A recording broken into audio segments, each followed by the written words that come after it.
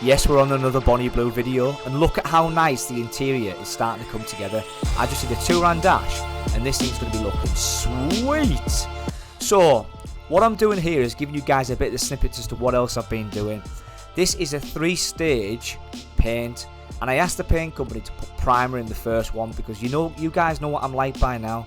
When I'm painting, I can't see the imperfections. So as you'll see here in a minute, I've sanded, I've prepped the bonnet, it looks great to me. However, I have now purchased a guide coat, so we're not going to have this problem again going forward. But when I get this first coat on, I have to let this coat set and dry. Now the reason for that is, yes, it has primer in, but as well as that, I have now started to see imperfections in the bonnet. So I'm going to have to go back over, sanding, filling, prepping, and this is just what I've got to do to get my bonnet or get my paintwork perfect. Now, yes, it might be a pain in the backside. Yes, it might take me a lot longer, which isn't great, but I'm still learning. And look, this paint job is going to cost me less than 50 quid.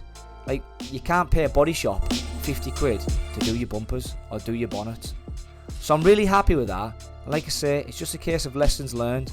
And I have got a pop-up booth now going forward, so hopefully we can get more painting done inside a booth, whatever the weather.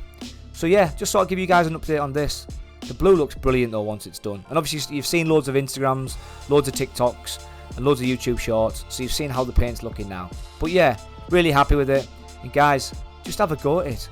It's really simple.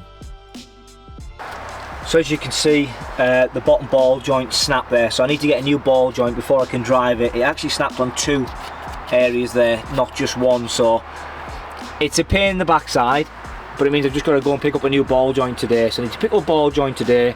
I need to pick up an exhaust clamp because on the underneath I haven't got the exhausts.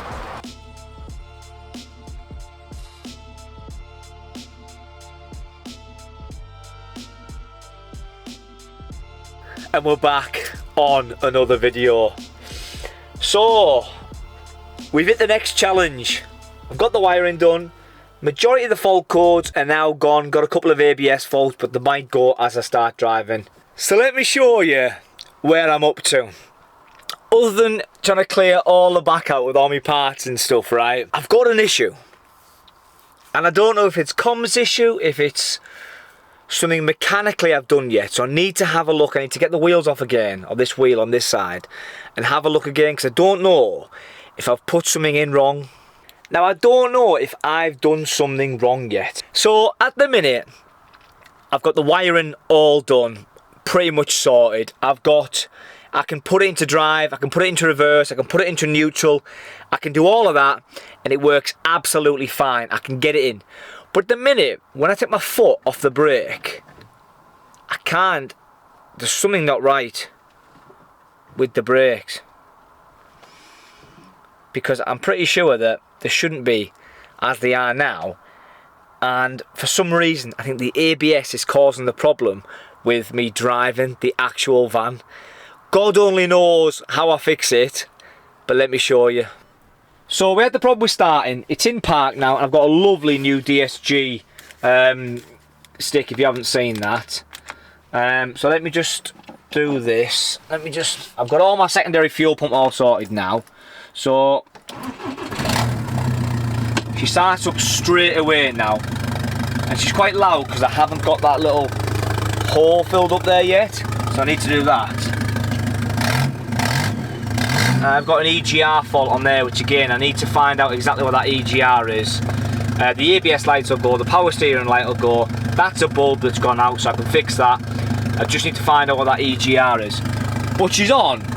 Now, I don't want to show you too much, I want to explain because I don't want to knacker the van or knacker the car, but when I put it into drive, I mean the brake goes, the brake doesn't feel right. I mean, I don't think it feels right. It could be that I didn't take the brake master cylinder from the Golf. Honestly, at this moment in time, I have no idea. I mean, the brake does seem a little bit better. It could be that the Caddy's just been stood a while, so just getting it moving. It might just be that as well. It could well be that. Everything's not brand new on the Caddy. The brake pedal's reacting fine. The flywheel's making the same rattling noise as it did on the Golf as well. So all of that adds up very nice. She sounds good though. Sounds very good. So I'm happy with the van overall. It's just, as soon as I get in a gear, I can take it for a test drive. Unfortunately, I have only got 2 bolts in the drive shaft on the passenger side because I can't seem to find where I've put the bolts now. I need to get under and look at the driver's side as well because I could have put the drive shaft bolts in the wrong side, which is why everything's not working. But I did a minute ago have the wheels just sort of move, which makes me think, is this something that I've done mechanically wrong? Because the drive shafts and the drive shaft bolts are not the same as your standard Caddy. So it could be something that I've done. So let me have a look. Let's get underneath. Let's have a little look together. But how nice is this Caddy starting to look?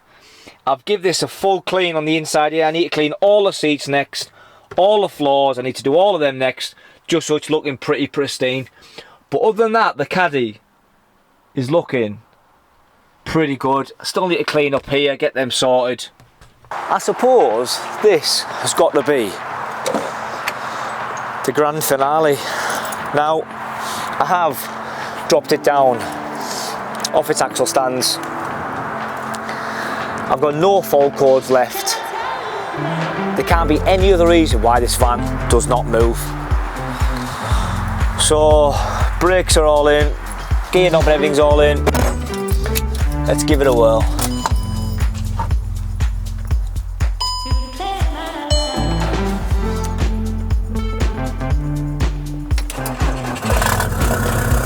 Now it is quite loud, so bear that in mind. I've got a DPF connected. Can you see me? I've got a DPF connected, yeah.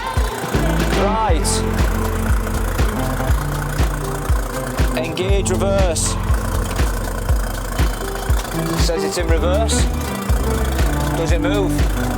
This is the question.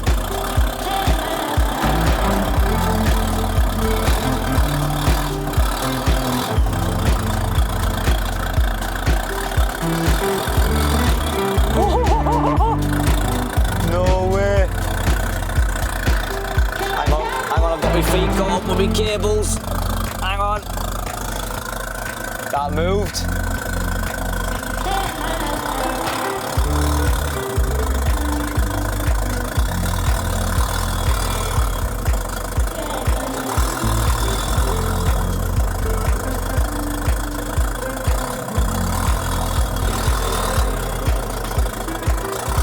That's a move, isn't it? Moving very well, like, when she moves. Doesn't seem like she's moving very well.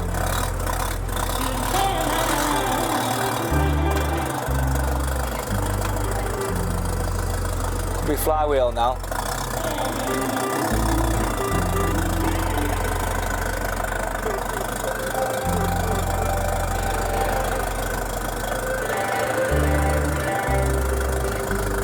That was a move though.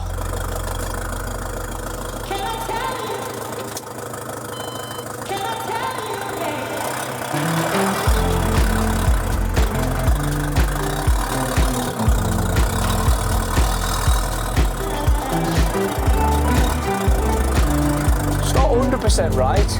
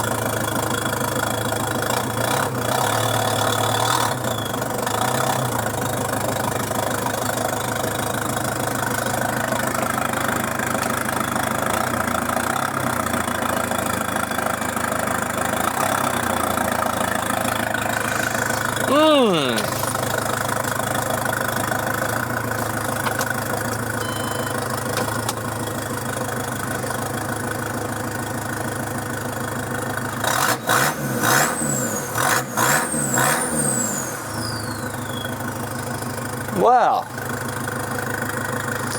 I think we can check the fault codes now. But that was a move. You just move her over ever so slightly, so I'm a little bit close over there? I feel like I am. Honestly, that was... It moved, but also didn't feel... That could be for a number of reasons though. It didn't feel very smooth. And I've got a wet bum while I've been cleaning my seats. So let me try again with this. Getting the kit all the way. I suppose it's trial and error, isn't it, with these things? But a move is a move. Into reverse.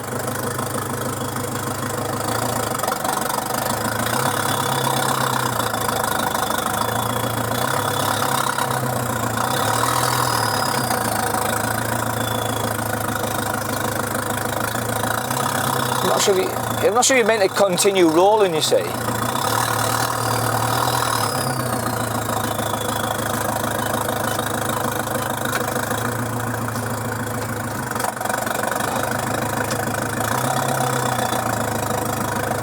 Drive seems alright though.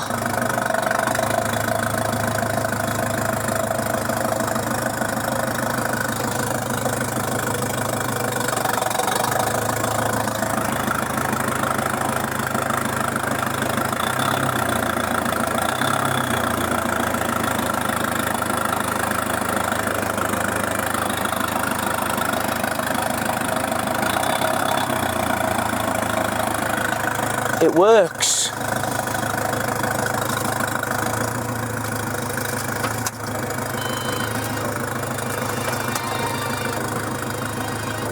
Our flywheel's fighting against it.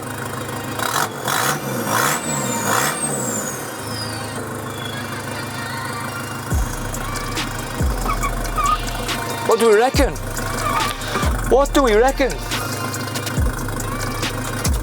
So I'm not sure, is that a success? I mean, it rolls and it goes back and forward, so for me, you know, that is a positive. The reverse, somewhat, it just doesn't feel right. It just doesn't feel right. Is that just a DSG? I don't know. I don't drive DSGs.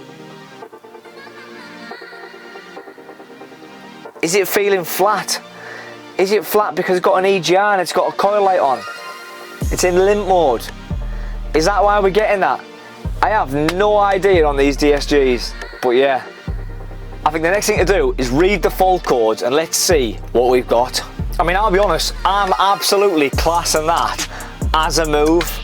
I just don't know how well that felt, and literally I've got hardly any fault codes apart from an EGR, DPF, which I'm gonna sort out next, but I don't know, it felt okay, but I don't know how a DSG reacts. This is the problem. She might not be a track star, but she's definitely a runner. And I think now it's probably just fine tuning on Bonnie Blue. DSG definitely works, as you can see. It's going into gear, it's moving forward, it's moving backwards.